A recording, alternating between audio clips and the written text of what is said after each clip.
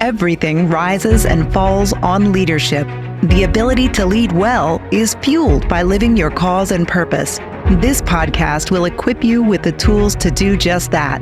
Live and lead with cause and purpose. And now, author of the book, The Anatomy of Leadership, and our host, Chris Comeaux.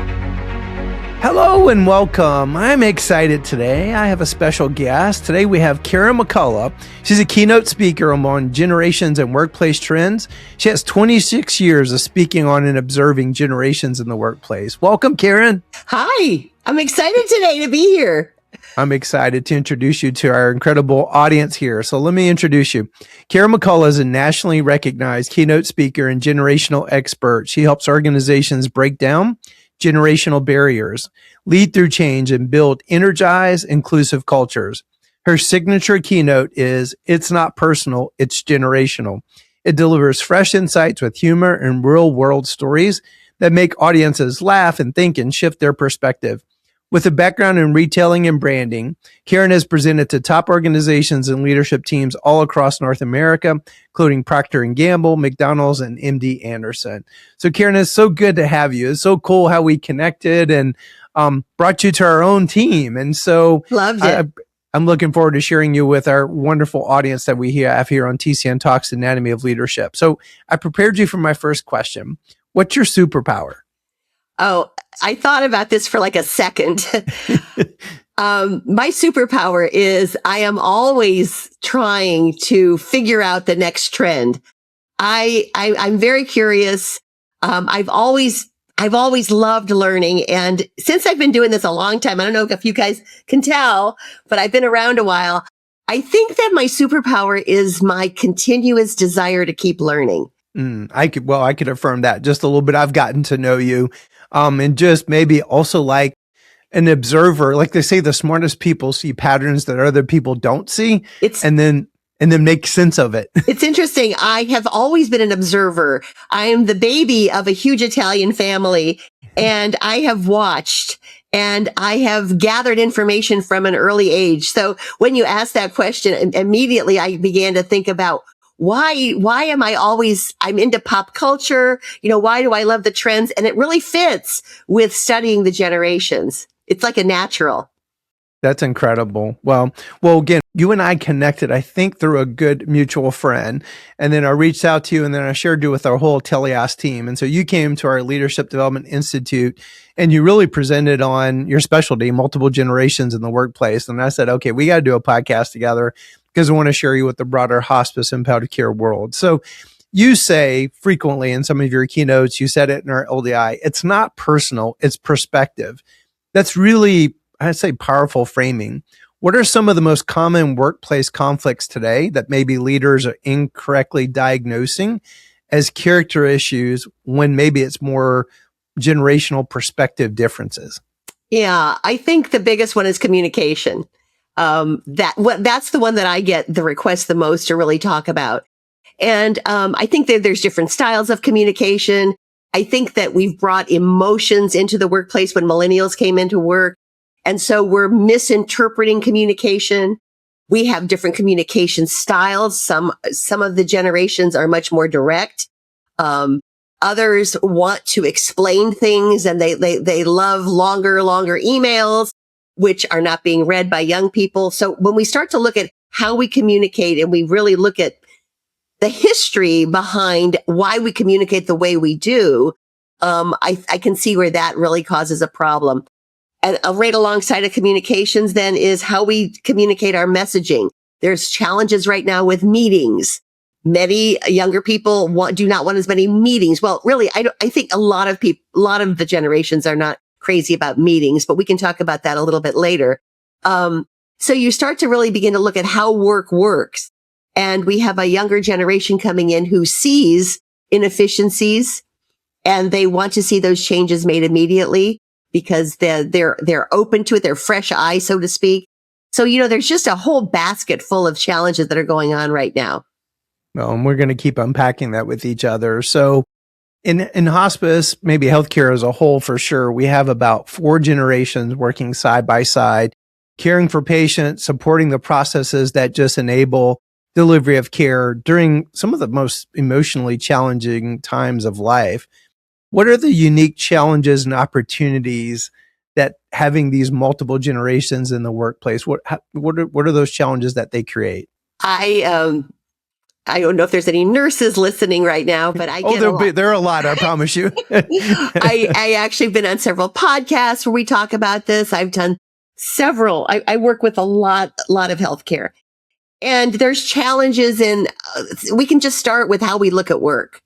We could look at how the day progresses. We can look at staying late, leaving at 5, leaving when your shift is over. I mean, there's just so many ways that we're beginning to look at how these generational perspectives are affecting, especially in healthcare, where we've got so many seasoned people, professionals working who have paid their dues, who have put in, I'm talking about time right now. They've put the hours in. They've stayed longer. And then we have a generation that looks at, I've got my work done. I've been very, very efficient. Time is my currency. And they look at time very, very differently. That's just number one. Number two is this emotional connection. Hospice is so emotional. As I told you, my mom went through hospice, and I was just so grateful for all of the care and the love that she got. So we have generations that express emotions. They express their emotions, how they're feeling. We have other generations that have learned to keep that inside. And so when we start to look at something like healthcare, where not only do we have the emotions of the job, but we have the emotions of the client, of the patient, it's how we deal with them, how we talk them through. So I feel like my advice is to watch The Pit. It's anybody on HBO. I mean, that's where I begin to see, okay, how people deal with authority, how we're teaching, how we're giving feedback, how we're taking that feedback. Do we put our emotions into it? I mean, I take notes watching The Pit because it's got all of the generations, and it's people who are committed to the work, but they're bringing a different way of looking at the work into this. So it's such an interesting time. I wish I had all of the answers, but I don't. But I believe that we have to get an understanding of how people are coming, what they're bringing with them into work and their perspectives, and bend and be more adaptable. Wow. Well, Karen, now I wish in retrospect we would have used some maybe highlights or some little vignettes from The Pit during our LDI with each other. That would have been super cool, actually. It is. And I don't mean to say that I watch TV, but I do tell people, have you seen The Pit? Watch how they deal with this, because there's so much about work than in this show that was so different than ER. I mean, if you compare the two of what it was like back in the 80s, it was about romance and love and relationships. And right now, sure, that's an itty bitty part of it. But what we're seeing is authority, how we're giving feedback, how they're receiving it, the competition with the generations, and who's adapting. I like to use the word baby boomers, Gen X, millennials. Open your eyes to these young people that are adapting, because that's where the gold is, where they're bringing their perspectives in, and they're bending too, and they're adapting. So I just feel like it's a two-way street. Well, look how excited I got. Well, we jumped in right into the meat, but let's maybe just step back for a second. And what I love about you is you don't overly generalize, but paint the picture regarding we're jumped in, started talking about generations in the workplace, but let's back up just a little bit. Just paint the picture regarding the 4 generations in the workplace that's kind of presenting right now. Yeah. I do this and I get all my laughs because everybody wants to hear about them. And if I get it right, they're oh, I loved it. Or I just did a group where I left off the Gen X were the latchkey kids, because sometimes that's oversaid. And do you know that when I was walking out, they said, but you forgot we're the latchkey kids. So every generation loves this little nostalgic piece in the talk. So we talked to baby boomers. Baby boomers used to be my entire audience. Now when I'm speaking, maybe there are 4 in the audience right now, but they're still especially in healthcare, they're still very, very much a part of it.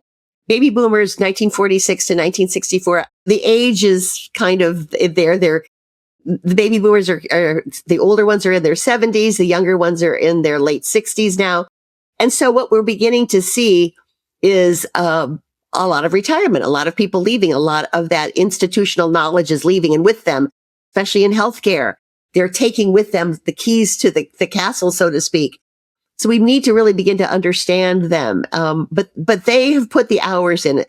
When I talk to nurses, they've put their time in. When I talk to my own physician, talks about how we were there. We stayed, 20 hours. We slept down, and how younger people are getting kind of a pass on that commitment of hours. So it's a generation that put the time in. I believe that they're adapting the most. I believe that if I have baby boomers in my audience, I commend them because I feel like they have really grown with the time with the technology. So let's move on to Generation X. Most in my programs, 40% of the audience are Gen X right now. And they're in the leadership roles. 1965, that's the oldest Gen Xer, to I think 1979, give or take. Interesting. Love this generation. This is the generation that we call it the figure it out generation. As a speaker, I started speaking when Gen X came on the scene. Nobody asked me to speak on the difference between Gen X and baby boomers. There was no manual. We threw you in there. We expected you to figure it out. And you did. And you did. And I'm laughing because I am X. So I totally live this. Yeah. It's so interesting that we didn't even make fun of you. Baby boomers just plowed right over you. Think about where baby boomers were in their career when you came in. I'm in Houston, engineer capital, oil and gas. They weren't going to make room for Gen X. So Gen X had to adapt. I believe that they're the most respectful generation because they didn't complain. They kept, I think, a lot of it internally. But we have a generation that's no nonsense. They had to figure it out. They had to adjust. They had to adapt, and they did. And so they take those skills with them into the leadership roles, and they're very much about getting it right, productivity. So it's not a generation that they're not at all the slacker that they were called when they first came on the work scene. So we have a generation that is very much about accountability and about getting things done. I could go on, but I go into millennials. When I'm doing this, when I'm speaking to groups, I say now the changes are happening. And so we start to look at the oncoming of millennials, and we begin to see the phone has come in right now. We were getting that iPhone is coming in, or the smartphone. And we're starting to see a generation that wants change. The older millennials came to the workplace during the Great Recession. There wasn't a lot of work. So a lot of them did volunteer work. And all of a sudden we start to see this whole idea of the word purpose. That was the very beginning of the change. We see words like equity, inclusion, diversity coming on the scenes. We start to see the whole person coming. And I'll just blame it on the phone. I'll blame it on when you had an opportunity to take a picture of your food. Remember, millennials? When you took pictures of it and you showed us, and then you started taking selfies, you were saying, here I am. Here's what I like. I'm going to share my ideas. And I think that the phone, this whole idea, began to change the way we look at who we are. So this whole principle and idea of bringing our whole selves to work is beginning. Gen X is kind of giggling at all of this. They're thinking, oh, another picture of their food, because they're pretty much no nonsense and very pragmatic. I apologize to millennials. We made fun of you. We couldn't wait. I mean, as a baby boomer, as an open-minded baby boomer, remember that. As a baby boomer, I expected the changes to occur. I was waiting for you to grow up. You didn't. You, in fact, changed me. And so we're starting to see this trend. So these millennials, I think in the beginning, 80 million of them, bigger than the baby boomer generation, brought the change in. And it's here. Gen Z, you're not that young anymore. Gosh, you're almost 30. So, but basically what we have now we start to look at parenting a lot more. And we realize that Gen X are the parents of Gen Z. So with this pragmatic, no nonsense parenting comes a lot of competition, because now we're pushing the kids. We know what they need to do to get into the right schools. So all of a sudden parents are becoming much more aggressive, and they're coaching, and kids are starting to get a point of view, a perspective on work. Where are they getting it from? They're getting it from their parents. Think about it. Parents are now the coaches. And so all of this idea of work-life balance and burnout is coming from a generation that has seen it and is showing their kids, telling their kids, take the quicker route, look for opportunities. And so we're seeing a generation that's looking at work much differently. They're you think about, I could put COVID in here, the reasons why. You think about how many younger people, no matter, I have a grandson who's 8, who was 3 when COVID came, who was in pre-K 3 on his iPad. Of course he lives on his devices. He pre-K 3, he was 3 when we started showing him that school could happen on this device. So we have questioning now. What are our meetings like? Why do we need these meetings? Why do we need face-to-face? Why can't you make a quick video of how you want this done? And I can look at it at 2 a.m. when I'm wide awake. So we have a generation that's starting to look at time very differently. And remember, I'm going to keep talking about that emotional piece that came into it. They're bringing their whole selves. They're very emotional. And so now we've got a complex person, which we probably always had, but now we're actually dealing with it and talking about it. Wow. This is great. And are the millennials also sometimes referred to Gen Y? Yeah. Oh, yeah. Yeah. They're called Gen. I love when I hear people talk and they're like, oh, and then they throw in the Gen Ys. It started with, Gen X, Gen Y. I don't really know where the term millennials started, but millennials to me, they're Gen Y. I would think the Gen Yers, if we really want to have fun, if I'm doing a keynote and I'm having fun, I'm going to call those the Xennials, because the Gen Y, they were the old millennials. They were the ones that they like the boy bands. I always like to look at that kind of when we look at the music. That was that generation. Yeah, Xennials. 1 foot in Gen X. 1 foot in their heart is in millennials. Wow. Their mind, their work ethic is in Gen X. Wow. And you just made, and I'm X. I plan on working well into my 80s or 90s. You do? Lord willing, health willing. I won't work at the same rate I work today, but I'm also starting to realize I may actually experience 5 or 6G in the workplace. Actually, that just totally just hit me. That's incredible. And to think about the fun challenges that's going to bring, and AI is going to be kind of mind blowing. Do you have any Gen Alphas do you know any, do you have any Gen Alphas? Actually, we do work with a couple actually fractionally that are on contract basis, and they're fascinating. Their interaction with technology is just, I'm envious. And I've gotten a couple of compliments. I push myself to always be on the leading edge of technology. Yeah. It's probably because I grew up with a baby boomer CEO that was the exact opposite. And I felt like it detracted from his leadership. So I almost made like this kind of commitment to myself. I'm not going to be that guy one day. And so it is cool that our team says, we're never worried about you, because I'm an interesting gauge, more from the standpoint of like I'm on the leading, not the very bleeding edge, but the leading edge. But I do that intentionally because I feel like I set the tone for the rest of the organization. So anyway. Well, it's so interesting. First of all, I am the youngest of all the cousins. I'm the last baby to be born. If you're the youngest and you're listening to this, the studies show that you're probably more like the younger generation than you are. You're going to go down to that because you may be the observer. You may be the one that had to keep the family laughing. Whatever it is, whenever I work with the babies in groups, they're usually like the younger. So my grandsons are the 6, 7. They're the goofy. I don't mean this, but they're in elementary school and they're funny and their language is funny and they do all the little body things and they talk about, skibbity in the toilet, and they make me laugh all the time. But then on the other side of it, they're programming, they're making games, they're creating their own. They're doing things. They want to get me on the video program. I can't remember what it's called. TikTok, probably. TikTok. No. I'm on TikTok. That's where I get all my recipes. But no, this one is one where they can make funny videos and they can have me coming out of things. Gotcha. Yeah, whatever. Snapchat, maybe. I don't know if that used to be a thing where you can make the funny videos. There's probably a whole new one now. Yeah, it is. I can't remember that. But anyway, it doesn't matter. But what I guess I'm saying is I'm learning from 8-year-olds now. They're wanting to come in and help me do my work. It's going to be amazing. And what you said, Chris, is true. Look at your age. If you're Gen X, if you're a millennial, you are going to see 2 more generations at least. That's why I've been working. I am old.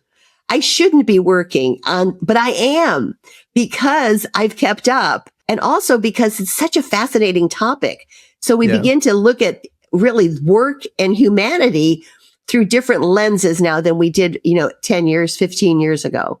Wow. Well, you set the table beautifully. So you describe our Gen X as just figure it out. And younger generations may say, coach me, please. So given this kind of interesting dynamic, how should leaders balance accountability when they're mentoring without becoming maybe micromanagers or, to another extreme, absentee leaders? Like, how do they do that? Yeah, I think that this whole idea of coaching is big right now. And so first, I want to apologize to leaders because we're asking for so much. Many times when I'm speaking, people will come afterwards and say, I have my own team I have to manage, but I also have my own work that I have to get done. And now you're asking me to be a coach. Now you're asking me to do more than just guide them. And I'm saying, yeah, I am, because that is really where it's going. And so companies are having to do leadership training right now on coaching. When I say coaching, Gen X immediately says, I don't want to do the work for them. Younger people are saying, I don't want you to do it for me. I want you to show me. Show me how you want it done. Show me once, hopefully show me twice, and I can then go on and do it. They just need to see, they need a guidance of it. One of my really good friends works with some of the universities in California. And she says that in the business department, and she'll say, the thing that I'm learning about young students right now is they don't know how work works. They really haven't had a real job. A lot of them, you're going to be their first job. So somewhere along the line, we have to coach them on what a good day at work looks like. So if you're not done, we don't just go, I'm done. Sometimes we have to stay late. Sometimes a good day looks like this. And we have to begin to coach them in things that we didn't realize we have to coach them in. So it's not just about how do we get that form filled out or how do we do this. Sometimes it's on the processes of working with others. If you call in sick 4 days in a row, 3 times a month, somebody's got to pick up that slack. So we begin to coach not just in the processes, but in how work works, how we build teams, how we work better together. And I think that is really what we're not looking at. We're looking at how do we get the job done, but I want them to coach a broader picture of how do we work together? How do we create this synchronicity where we're helping each other? Sometimes we give more and take more. So it's coaching life. Wow, that's incredible. Thank you. That was solid gold, and something you're reminding me of. This is an oldie but a goodie, but Ken Blanchard, I forget the other guy that worked, but they had this model called situational leadership. And it's basically, it's a whole coaching approach, but there is a space for telling, there is a space for coaching, there's a space for participating, and then there's a space for full delegation. And it teaches you as a leader where to meet that other person depending upon where they are. And so we do teach that part of our leadership training, but have never made the connection as you just did of how it even applies to the multiple generations in the workplace. That was solid gold. Let me ask another interesting question. This is one around some interesting tension. One of the biggest tensions today is around what does commitment look like? Especially being a Generation X who's a bit of I love what I do, so I work too much. So older generations may equate that commitment with the hours work, while younger generations define it by outcomes and also balance. How should leaders think about that shift? How do we reconcile that? You just alluded to some of it, but unpack that a bit more, because it probably is one of the biggest rubs when I hear people talk about the frustrations amongst the different generations. It's hard for me. Just saying that. I coach speakers, and I've been doing this 26 years. So I forget sometimes. I forget the struggles. I forget what did I actually have to do to get there. And I start looking at my career, which is not even a word that young people use anymore. But I look at what I have done to get here. And a lot of it is a commitment. A lot of it is putting in the time when maybe there's nothing comes of it. So I have a hard time pulling myself away from this question because I'm all about the commitment. I'm all about the hard work. I listened to Jim Rohn, about work hard. Those were my, so it's hard for me. I am a boomer. I try to be open, but when we get to commitment and time, I have a hard time with it. So when I'm working with companies that are accounting, which I do a lot with, I won't say the company, but a lot of the Gen Xers and the older millennials talk about when we have to get these projects done at a certain date and people are walking out the door because it's 5:00 and I am still here sometimes till 10 at night because I know the work has to get done. It frustrates me. I get it. So you're asking a question that doesn't have a simple solution. I believe, and I said it before, we have to look for people that are adapting. Because when we can find Gen Zs that get it a little bit and bend as they want me to do, we can put more energy into them. So the question is going to be, I'm going to ask it, who's right? Because I'm questioning myself, Chris. I used to think you had to show up to build a team. You had to be at work. And now I'm beginning to understand, and maybe we'll get into that a little bit, about what we need to do in our virtual meetings to connect. But I'm beginning to think maybe I'm wrong. Maybe they can figure it out without the commitment. I don't know. But in the world today, especially in healthcare, where commitment and hours are really not, you may stay late. Things happen. We're talking about human lives here. We're talking about so many variables. I don't know. So I guess the conversation needs to be, why are you here? What do you see? I think we have to have more conversations with people, more discussions, and begin to eventually, I hope I sway younger people to be more committed. And I'm going to just say this because I'm such a boomer and maybe love the work. Because see, I love my work. So sometimes I don't really even think I'm working. I volunteer. I do a lot. Okay, I have something. This just came to me. I work on Thursdays with Alzheimer's patients. I work with the caregivers. We take the patient in and we give the caregivers a day off. But the caregivers, we have so much fun, they stay. A month ago, we had a speaker come from Rice University who was an undergrad, who was in pre-med, and talked about the program that Rice University, now we're talking about college kids, we're talking about Gen Z, and how Rice University created a program of what we're doing with our thing called The Gathering, where Alzheimer's patients and their caregivers are coming in. And it's a huge program now at Rice. And he talked about photography and taking pictures of them. And I felt his commitment and I got goosebumps and I hugged him and I went up to him afterwards. So I'm not going to say young people aren't committed. I'm going to say we have to get to know people. And we have to, I think sometimes these generalizations, I think that they're wrong. So my whole idea is he and Rice and these young students that created this showed me that there is commitment there. It's just maybe putting their energy into where it wants to be. Don't miss part 2 of this episode coming this Friday.